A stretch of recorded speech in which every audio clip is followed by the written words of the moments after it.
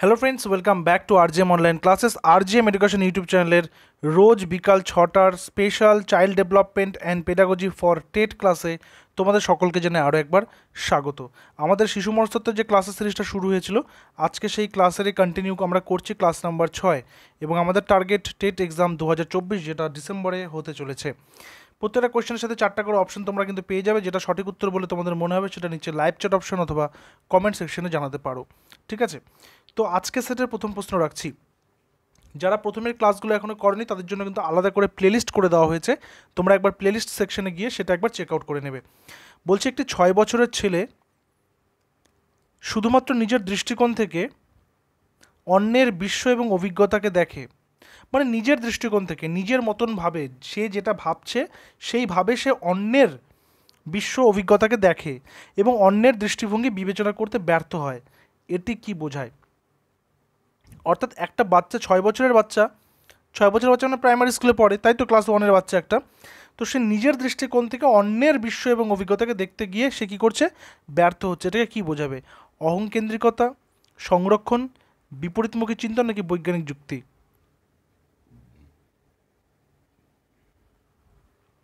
সঠিক উত্তর অহম কেন্দ্রিকতা, যেটাকে বলা হয় ইগোসেন্ট্রিজম। ঠিক আছে, অহম কেন্দ্রিকতা বা ইগোসেন্ট্রিজম, অপশন নাম্বার এ হচ্ছে এখানে কারেক্ট অ্যান্সার। নেক্সট আসবে প্রশ্ন নাম্বার 2। প্রশ্ন নাম্বার 2-এ বলা হয়েছে, কোহলবার্গের মত অনুযায়ী নৈতিক বিকাশের নীতি ও আদেশ অনুসরণকারী একজন ব্যক্তি বিশ্বাস করবেন। কি করবেন? নীতি এবং আদেশ অনুসরণকারী একজন ব্যক্তি কি বিশ্বাস করবেন? অপশনসগুলো দেখো। অন্যদের সন্তুষ্ট করার জন্য নীতি এবং নিয়ম মেনে চলতে হবে, মানে অন্যদেরকে স্যাটিসফাই করা, অন্যদেরকে আনন্দ দেওয়ার জন্য। নীতি এবং কর্তব্য অবশ্যই মেনে চলতে হবে যাতে সামাজিক নিয়মগুলি বজায় রাখা যায়, মানে সোশ্যাল যে সমস্ত নিয়মগুলো রয়েছে সেগুলো বজায় থাকে। শাস্তি এড়াতে নীতি এবং নিয়মগুলি অবশ্যই মানতে হবে, নাকি নীতি এবং নিয়মগুলি অবশ্যই মেনে চলতে হবে শুধুমাত্র তখনই যখন সমাজ আমাদের চাহিদাগুলি পূরণ করবে? যখনই আমরা কোহলবার্গ পড়বো তখন আমাদের সেখানে কিন্তু মোরাল ডেভেলপমেন্ট থিওরিটা যেটা রয়েছে, মোরাল ডেভেলপমেন্ট থিওরি, ঠিক আছে, বা নৈতিক বিকাশের তত্ত্ব, সেটা কিন্তু তিনি খুব সুন্দরভাবে তার যে বিভিন্ন স্তর এবং পর্যায়ের মাধ্যমে তুলে ধরেছেন। তো এখানে সঠিক উত্তর হচ্ছে নীতি এবং কর্তৃত্ব অবশ্যই মেনে চলতে হবে যাতে সামাজিক নিয়মগুলো বজায় থাকে। ওকে, নেক্সট চলে আসি নাম্বার 3। ভাইগটস্কি নিচের কোন তত্ত্বটি দিয়েছেন? ভাইগটস্কি। আমরা যখনই পিঁয়াজে, কোহলবার্গ, ভাইগটস্কি পড়ব তখন তাদের তত্ত্ব এবং তাদের তত্ত্বের বিষয়বস্তু এবং সমস্ত ডিটেলস কিন্তু সেখান থেকে দেখে নেব। সো ভাইগটস্কি নিচের কোন তত্ত্বটি দিয়েছেন? Cognitive theory of moral development, psychodynamic theory of personality development, socio cultural theory of cognitive development, development theory of attachment. Vygotsky নিচের কোন তত্ত্বটি দিয়েছেন? ভাইগটস্কির দেওয়া তত্ত্ব বা ভাইগটস্কির দেওয়ার যে স্টাডি রয়েছে সেটা হচ্ছে socio cultural theory of cognitive development, socio cultural theory. এবং এর মধ্যে কিন্তু ভাইগটস্কি আলোচনা করেছেন স্ক্যাফোল্ডিং নিয়ে, যেখানে একটা বাচ্চাকে কি করতে হবে, একজন শিক্ষক বা শিক্ষিকা তাকে তার কাঙ্ক্ষিত জায়গায় পৌঁছে দেবেন। তিনি জোন অফ প্রক্সিমাল ডেভেলপমেন্টের কথা বলেছেন, জেপিডি বা জেডপিডি, ঠিক আছে। নেক্সট আসবে প্রশ্ন নাম্বার 4। বলেছে নিচের কোনটি বা কোন বৈশিষ্ট্যটি একজন অটিস্টিক চাইল্ড, যাকে বলে অটিজম আক্রান্ত শিক্ষার্থীর থাকতে পারে? কোনটা থাকতে পারে, মানে একটা বাচ্চার মধ্যে অটিজম রয়েছে, অটিস্টিক তার মধ্যে প্রবলেম রয়েছে, অটিস্টিক তার মধ্যে সিমটমস রয়েছে, তো তার মধ্যে কি থাকতে পারে? যোগাযোগের ক্ষেত্রে অসুবিধা থাকতে পারে, সকলের সঙ্গে মিথস্ক্রিয়া করার উচ্চ তাগিদ, মানে অন্যদের সঙ্গে মেলামেশা, অন্যদের সঙ্গে কানেকশন করার প্রচণ্ড তাগিদ থাকতে পারে, খুব কম আইকিউ সম্পন্ন হবে, মানে তার মধ্যে বুদ্ধিঙ্ক অনেক কম থাকবে, উন্নত সামাজিক দক্ষতা সম্পন্ন হবে। একজন অটিজম যুক্ত বাচ্চাদের কি, মানে সে রিপিট করে কোনো একটা কথাকে, কোনো একটা কাজকে বারংবার রিপিট করে, এবং তার ফলে কী হয়, তার ফলে তার কিন্তু অন্যান্যদের সঙ্গে যোগাযোগ করতে বা কমিউনিকেশনের ক্ষেত্রে প্রবলেম হবে। অনেকে অ্যান্সার করছে যে আইকিউ সম্পন্ন, খুব কম আইকিউ হবে, এটা বলা যায় না। অটিস্টিক বাচ্চারা অনেক সময় জিনিয়াস হয়, ঠিক আছে, তারা পরবর্তীকালে এমন কিছু আবিষ্কার করে গোটা জগৎ গোটা দুনিয়াকে তাক লাগিয়ে দিতে পারে। তাই তাদের আইকিউ কম হবে না, তাদের যোগাযোগের ক্ষেত্রে প্রবলেম হবে, অন্যান্যদের সঙ্গে কমিউনিকেট করতে সমস্যা হবে। সো অপশন নাম্বার এ হচ্ছে এখানে আমাদের কারেক্ট অ্যান্সার। নেক্সট নাম্বার 4, নিচের কোনটি একজন সৃজনশীল শিক্ষার্থীর বৈশিষ্ট্য নয়? সৃজনশীল মানে কি? যে কোনো কিছু নতুন তৈরি করতে পারে, সৃষ্টিশীল বাচ্চা, সৃজনশীল বাচ্চা, সৃজনশীল বা সৃষ্টিশীল, যে নতুন কোনো কিছু তৈরি করবে, তাই তো? তো তার কোনটা বৈশিষ্ট্য নয় বলেছে? কৌতূহল বা জানার ইচ্ছার দৃঢ় অনুভূতি। দেখো, যে সৃজনশীল হবে তার মধ্যে জানার ইচ্ছা থাকতেই হবে, তার মধ্যে কৌতূহল থাকতেই হবে, তার মধ্যে সেই জিজ্ঞাসা যদি না থাকে তাহলে সে নতুন কিছু আবিষ্কার করতে পারবে না। অভিসারী চিন্তন মানে যেটা হচ্ছে কনভার্জেন্ট থিঙ্কিং। অভিসারী চিন্তনটা কি? যেটা যেটা প্রবলেম সলভ করার জন্য নির্দিষ্ট পথ অলরেডি রয়েছে, কোনো একটা প্রবলেম সলভিংয়ের জন্য নির্দিষ্ট পথ রয়েছে, অর্থাৎ সেটা অলরেডি আবিষ্কৃত, সলভ করার পথ রয়েছে, মানে সেই পথে গেলে সেটা আবিষ্কার বা সেটা সলভ হয়ে যাবে। উচ্চতম ক্রমে সমস্যা সমাধানের দক্ষতা, একজন সৃজনশীল শিশুর মধ্যে সেই দক্ষতা অবশ্যই থাকবেই। অভিনব উদ্ভাবনী ধারণা মানে নতুন কিছু তৈরি করার যে ধারণা, তাহলে কোনটা থাকবে না? সেটা হচ্ছে অভিসারী চিন্তন। সে সবসময় কি করবে? ডাইভার্জেন্ট থিঙ্কিং হবে, ডাইভার্জেন্ট থিঙ্কার হবে, ডাইভার্জেন্ট থিঙ্কিং করবে। সে সবসময় বহির্মুখী চিন্তা করবে, ঠিক আছে? সে কখনো অভিসারী চিন্তা করবে না। সো অপশন নাম্বার বি এখানে হচ্ছে কারেক্ট অ্যান্সার। নাম্বার 6-এ আসবো, শাস্তি এড়াতে নিয়ম মান্য করা মানে শাস্তি পাওয়ার ভয়ে নিয়ম মান্য করা। কোহলবার্গের নৈতিক বিকাশের তত্ত্বে কোন স্তরে এটা বর্ণনা করা হয়েছে? যে বাচ্চারা শাস্তি পাওয়ার ভয়ে কোনো কিছু করতে চাইছে, কোনো কিছু করার কথা ভাবছে। প্রাক প্রথাগত স্তর, ফর্মাল সক্রিয়তার স্তর, প্রথাগত স্তর নাকি উত্তর প্রথাগত স্তর? কারেক্ট অ্যান্সারটা কি হবে? কারেক্ট অ্যান্সারটা হবে প্রাক প্রথাগত স্তর, যেটাকে কোহলবার্গ বলেছেন pre conventional, pre conventional stage, ঠিক আছে? প্রি কনভেনশনাল স্টেজ বা প্রাক প্রথাগত স্তর। তোমাদের প্রত্যেকের জন্য একটু জানিয়ে রাখি যে আমাদের RGM এডুকেশনের তত্ত্বাবধানে একটি টেট ব্যাচ চলছে, টেট 2024 পরীক্ষার কথা মাথায় রেখে। তো তোমরা আমাদের অফিসিয়াল হোয়াটসঅ্যাপ নাম্বার 9564345236 এই নম্বরে হোয়াটসঅ্যাপ করে নিও, টেট 2024 লিখে, সেখানে টেট ব্যাচের সমস্ত ডিটেলস তোমাদেরকে কিন্তু প্রোভাইড করে দেওয়া হবে। ডিসেম্বর অবধি কিন্তু আমাদের এই কোচিংটা চলবে। সেখানে অধ্যায়ভিত্তিক, আলোচনাভিত্তিক ক্লাস, টপিক ওয়াইজ সমস্ত বিস্তারিত class, PDF notes, mock test সমস্ত কিছুর ব্যবস্থাই কিন্তু সেখানে রয়েছে। নম্বর 7-এ আসবো, বলছে একটি শিশুকেন্দ্রিক শ্রেণীকক্ষে একজন শিক্ষক বা শিক্ষিকা গুরুত্ব দেন কিসের উপর?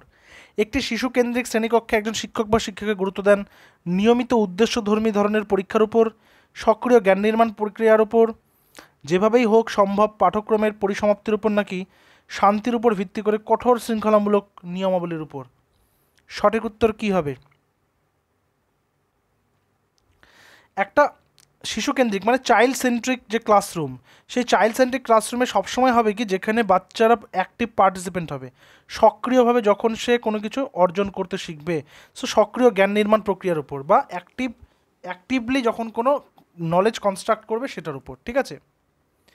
নেক্সট নাম্বার 8, আপনি একজন শিক্ষক যিনি বিশ্বাস করেন যে শিশুরা বিভিন্ন ক্রম বা গতিতে এবং বিভিন্ন উপায়ে শেখে, সেক্ষেত্রে আপনি আপনার শ্রেণীকক্ষে মূল্যায়নের এমন পরিকল্পনা করবেন যা সমস্ত শিশুর জন্য অভিন্ন হবে, মানে সমস্ত শিশুর জন্য সেম হবে, শুধুমাত্র উদ্দেশ্যধর্মী বা বিষয়মুখী প্রশ্নের অন্তর্ভুক্তির মাধ্যমে হবে, শিশুরা কিভাবে শেখে তার সঙ্গে সম্পর্কিত হবে না, মূল্যায়নের বিভিন্ন পদ্ধতির উপর ভিত্তি করে গড়ে উঠতে হবে।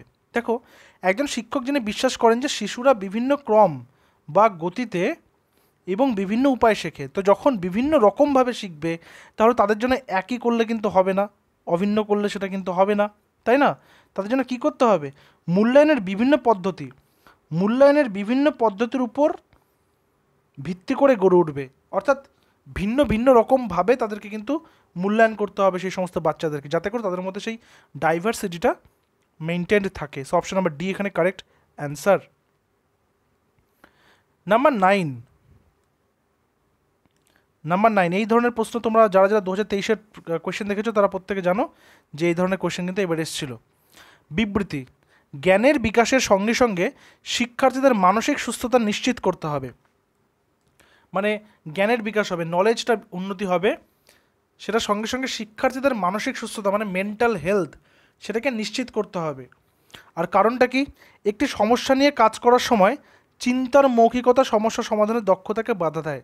অর্থাৎ সমস্যা নিয়ে যখন তুমি কাজ করছো তখন চিন্তার যে মৌখিকতা, চিন্তা করার যে তোমার ওরাল যে এক্সপ্রেশনটা, সেটা সমস্যা সমাধানের দক্ষতাকে বাধা দেয়। মানে তুমি কথা বলছো, চিন্তা করছো, তাহলে তোমার চিন্তাটা কিন্তু বাধা দিচ্ছে। এক্ষেত্রে কোনটা ঠিক বলতে হবে? দেখো, আমি যদি বলি জ্ঞানের বিকাশের সঙ্গে সঙ্গে শিক্ষার্থীর মানসিক সুস্থতা নিশ্চিত করতে হবে, অর্থাৎ শুধুমাত্র যে আমি তাকে প্রেশার দিয়ে দিয়ে দিয়ে দিয়ে মাথায় ঠেসে ঠেসে তাকে কোনো কিছু ঢুকিয়ে দিতে চাইছি, তাহলে তো তার মধ্যে উন্নতি তো হবেই না, উল্টে ওর মাথাটা আরও খারাপ হবে। তাহলে কি করতে হবে? জ্ঞানের বিকাশ তো করতেই হবে, তার পাশাপাশি বাচ্চাটার মেন্টাল হেলথের কথা আমাকে ভাবতে হবে। তাহলে বিবৃতিটা একদম সঠিক রয়েছে। আবার কারণটা বলেছে একটা সমস্যা নিয়ে কাজ করার সময় চিন্তার মৌখিকতা সমস্যা সমাধানের দক্ষতা দেয়। আমি একটা বাধা দেয়, আমি একটা চিন্তা করছি এবং সেই চিন্তাটা নিয়ে আমি মুখে বলতেই পারি, সেটা বাধা তো দেওয়ার কারণ নেই। তাহলে এটা ভুল আছে, এটা ঠিক আছে। তাহলে অপশন নাম্বার সি দেখো, বিবৃতিটা হচ্ছে সত্য কিন্তু কারণটা হচ্ছে মিথ্যা। এই ধরনের বাক্যগুলোর অ্যান্সার সব থেকে সহজভাবে করা যায়, খালি তোমাকে বাক্যটা পড়ে ভালো করে মানেটা বুঝে নিতে হবে কী বলতে চেয়েছে। ঠিক আছে? এবং এই ধরনের প্রশ্ন আসবে, 2023 এসছে, এবারও আসবে, মনে রেখো। নিম্নলিখিতগুলির মধ্যে কোনটি শিশুদের বিকাশমূলক নীতির সঙ্গে সঠিক? বিকাশমূলক নীতি মানে কি? মানে ডেভেলপমেন্ট, মানে শিশুর গ্রোথ তো একটা হয়ে গেল বৃদ্ধি, তার সঙ্গে ডেভেলপমেন্ট এবং ম্যাচুরিটি মানে হচ্ছে পরিণাম, তাই তো? তো নিম্নলিখিতগুলির মধ্যে কোনটি শিশুদের বিকাশমূলক নীতির ক্ষেত্রে সঠিক?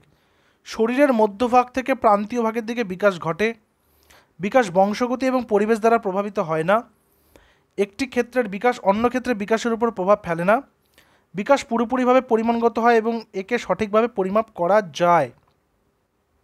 সঠিক উত্তর কি? সঠিক উত্তর হচ্ছে শরীরের মধ্যভাগ থেকে প্রান্তীয় ভাগের দিকে বিকাশটা ঘটে, যেটাকে আমরা বলে থাকি, তোমরা প্রত্যেকে জানো, প্রক্সিমা ডিস্টাল। ঠিক আছে? এখানে দ্বিতীয়টা বলছে বিকাশ বংশগতি পরিবেশ দ্বারা প্রভাবিত হয় না, অবশ্যই প্রভাবিত হয়, কাটা এটা। একটি ক্ষেত্রে বিকাশ অন্য ক্ষেত্রে বিকাশের প্রভাব ফেলে না, কাটা এটা। কারণ আমরা সাইকেল চালানো শিখি, সাইকেল চালানো শেখার পরে আমাদের সেই বাইক চালানো শিখতে অসুবিধা হয় না, কারণ সেই দু চাকার উপরে ব্যালেন্স করা আমরা আগে শিখে গেছি। তাহলে ওই আগের শিখনটা, আগের বিকাশটা আমাদের নতুন বিকাশের ক্ষেত্রে প্রভাব অবশ্যই ফেললো। আর ডি বলছে বিকাশ পুরোপুরিভাবে পরিমাণগত হয়, একে সঠিকভাবে পরিমাপ করা যায়, কোনো সময়ই হতে পারে না, কারণ ডেভেলপমেন্ট পরিমাপ করা যায় না, গ্রোথ তুমি পরিমাপ করতে পারবে। ঠিক আছে?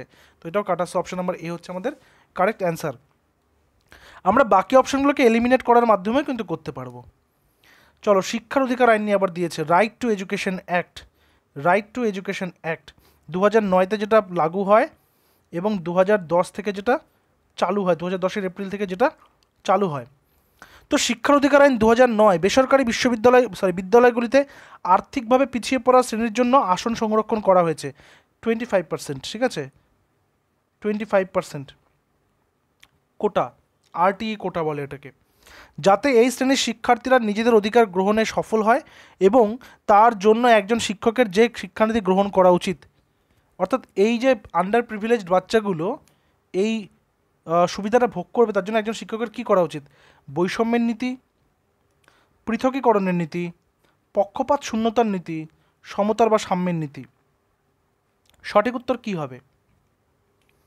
সঠিক উত্তর হবে পক্ষপাত শূন্যতা, মানে যেখানে কি থাকবে না, বায়াসড হবে না, যেখানে বায়াসড হবে না, পক্ষপাত শূন্যতা থাকবে। ঠিক আছে? কারো প্রতি পক্ষপাতিত্ব না করে করতে হবে। নেক্সট নাম্বার 12, আবারও একটা বিবৃতি এবং কারণ সংক্রান্ত প্রশ্ন। বিবৃতি বলেছে বিদ্যালয়ের সামাজিক ক্রিয়াকলাপে অংশগ্রহণ শিখন এর উন্নতি ঘটানোর জন্য গুরুত্বপূর্ণ। বিদ্যালয়ের সামাজিক ক্রিয়াকলাপে অংশগ্রহণ শিখনের উন্নতি ঘটানো গুরুত্বপূর্ণ। আর কারণ হচ্ছে শিখন হলো মুখ্যত একটি সামাজিক ক্রিয়াকলাপ। শিখনটা কি? মুখ্যত একটি সামাজিক ক্রিয়াকলাপ। তাহলে এখানে দেখো আমাদের কোনটা ঠিক আছে কোনটা ভুল আছে, দুটো পড়ে বুঝতে হবে, তাই তো? দুটো পড়ে বুঝতে হবে। দেখো, বলছে বিদ্যালয়ের সামাজিক ক্রিয়াকলাপ অংশগ্রহণ শিখনের উন্নতি ঘটানোর জন্য গুরুত্বপূর্ণ। অবশ্যই বিদ্যালয়ে যে সমস্ত সাংস্কৃতিক অনুষ্ঠান রয়েছে, খেলাধুলা রয়েছে, কুইজ কম্পিটিশন হতে পারে, সেগুলো কিন্তু উন্নতির ক্ষেত্রে উন্নতিতেই আরও সাহায্য করে, সেটা কিন্তু ক্ষতি কারোর করে না, সেটা কিন্তু অবনতি কারোর করে না। ঠিক আছে? আর কারণটা কি দিয়েছে? কারণ হচ্ছে শিখন মানে যেটা হচ্ছে লার্নিং হলো মুখ্যত একটি সামাজিক ক্রিয়াকলাপ। অবশ্যই সামাজিক ক্রিয়াকলাপ, সেটা বিদ্যালয়েও শিখতে পারে, অন্যান্য জায়গাতেও শিখতে পারে, তার মানে দুটাই সত্য। এবং এটার ব্যাখ্যা এটা সুন্দর করে দিয়েছে। তো অপশন নাম্বার এটা দেখো, বিবৃতি ও কারণটি উভয় সত্যি এবং কারণটি হচ্ছে বিবৃতির সঠিক ব্যাখ্যা। অপশন নাম্বার এ হচ্ছে এখানে কারেক্ট অ্যান্সার। এইভাবে এগুলো বুঝে বুঝে করতে হবে। নাম্বার 13, নিম্নলিখিত কোনটি শিক্ষার্থীদের নিজেদের শিখনের মূল্যায়ন করতে এবং তাদের বুঝতে পারার বিষয়টিকে পরীক্ষা করতে সাহায্য করে? নিচের কোনটি শিক্ষার্থীদের নিজেদের শিখন এবং মূল্যায়ন করতে এবং তাদের বুঝতে পারার বিষয়টিকে পরীক্ষা করতে সাহায্য করে? বিস্মরণ, অনুকরণ, অধিজ্ঞান নাকি মুখস্থ করা? সঠিক উত্তর কী হবে? দেখো, বিস্মরণ মানে হচ্ছে ভুলে যাওয়া, হবে না। অনুকরণ মানে হচ্ছে ইমিটেশন, নকল করা, হবে না।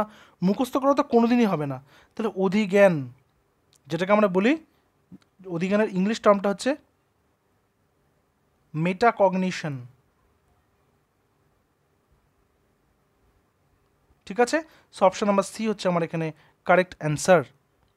নাম্বার 14, রাঘব ঝাড়ুতে চড়ছে, চড়ে ঘোড়ায় চড়ার মতো ভান করছে, এই ধরনের সক্ষমতাকে কি বলে? রাঘব ঘোড়ায় চড়ে বা ঝাড়ুতে চড়ে ঘোড়ায় চড়ার মতো ভান করছে, এই ধরনের সক্ষমতাকে কি বলে? প্রতীকী উপস্থাপনা, অহংকেন্দ্রিকতা, সংরক্ষণশীলতা নাকি ধারাবাহিকতা? কারেক্ট অ্যান্সার কী হবে? কারেক্ট অ্যান্সার হবে প্রতীকী উপস্থাপনা, অর্থাৎ সে ঝাঁটাটাকে বা ঝাড়ুটাকে ঘোড়ার সাথে বা ঘোড়ার প্রতীক হিসেবে ব্যবহার করছে। ঠিক আছে, তো আজকের একটা হোম টাস্ক রেখেছি তোমাদের জন্যে। হোম টাস্কের অ্যান্সারটা অবশ্যই করবে, অবশ্যই অ্যান্সারটার নামটা লিখবে। এবং যারা যারা টেট ব্যাচে অ্যাডমিশন নিতে চাইছো তারা অবশ্যই আমাদের হোয়াটসঅ্যাপ নাম্বার 9564345236, এই নম্বরে তোমরা টেক্সট করে দেবে একটা টেট ব্যাচ 2024 লিখে, তোমাদেরকে সমস্ত ডিটেলস জানিয়ে দেওয়া হবে। স্কিমা ধারণাটির উদ্ভাবক কে? জাঁ পিয়াজে, আর্ট বার্টলেট? সঠিক উত্তর যেটা হবে সেই নামটা তোমরা নিচে লিখবে। আউট অফ 15 তোমাদের স্কোর কত হলো সেটাও জানিও। আমরা ধীরে ধীরে কিন্তু কোয়েশ্চেনের সংখ্যা বাড়াবো। কোয়েশ্চেনগুলো কেমন লাগছে করতে জানিও। ঠিক আছে, দেখা হচ্ছে পরবর্তী ক্লাসে। Till then stay connected with RGM education YouTube channel. Thank you very much.